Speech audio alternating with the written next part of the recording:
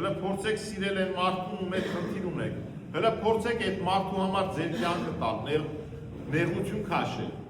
այ իրական այդ քրիստոնեական սերը սա է, երբ որ մենք կարողանում ենք մեր թշնամիներին սիրել,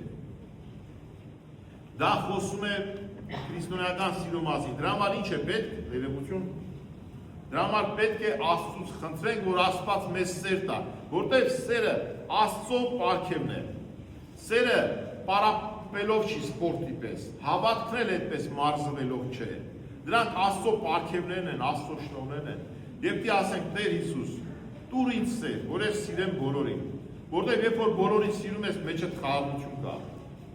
եթե չսիրեցինք մենք անհանգիստ կապրենք բոլորս, դրա համար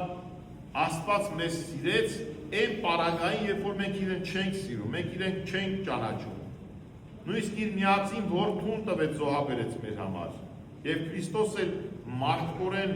այդ ամբողջ չարչարանքները տարավ, իր մարմնի վրա զգաց, ինչպես մենք կզգայինք այդ ամբողջ չարչարանքները,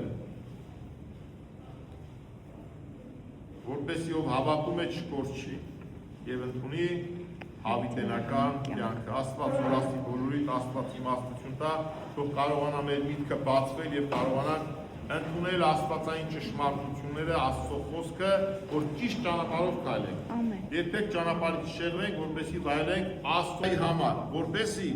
մշտապես վայելեին Տիրոջ ներկայությունը։ Այդ Տիրոջ ներկայությունը երանական վիճակն է, որ սպասում է մեզ։ Աստված զորացնի յուրաքանչյուրիդ և իմաստության շնորհազարդի ամեն։ Եվ դուր մեզ համարձակած այն բարբարով բանալս բերանս մեր կարդալս քեզ երկնավորդ հայր երկել և ասել